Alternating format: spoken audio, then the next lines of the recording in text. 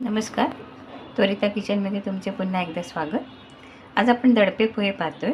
तर त्यासाठी लागणारं साहित्य हे मी 3 वाटी जाडे पोहे घेतले. जाड पोहे येत आहे आणि बाकीचं साहित्य लागणार आहे ते पाहूया आपण.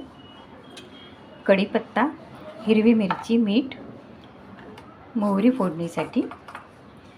हे ओलं खोबरं मी खवडून घेतलेले आणि ओल्या खोबऱ्याचंच दूध काढले. हे साधारण पाऊण बाउल दूध आहे. कोथिंबीर. तर आपण पाहू कसं करायचं ते. आता फक्त एकाच पाण्याने हे जाड पोहे ते आपण पाण्यातनं नुसते काढून घ्यायचे. त्याच्यातला जो काही मळ आहे तो निघून जाण्यासाठी. एका पाण्याने मी पोहे धुवून घेतले. आता ह्या पोह्यांमध्ये हे जे आपण नारळाचं दूध काढले तर ते दूध आपण याच्यामध्ये वरनं टाकायचं. फोडणीसाठी तेल ठेवले गरम करायला. त्यातच आता आपण मोहरी, राई टाकायची, हिरव्या मिरच्या,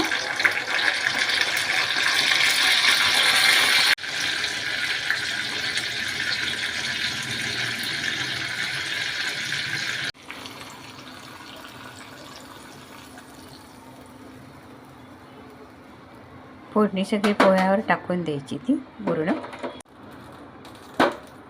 चवीपुरता मीठ घालूया. हवं तर तुम्हाला किंचिची साखर हे 4 दाणे तुम्ही घालू शकता.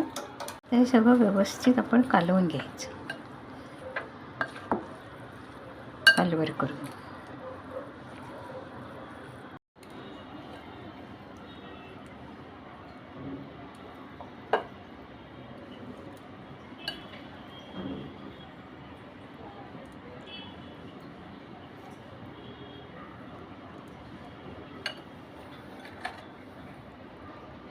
त्यावरच ओलं खोबरं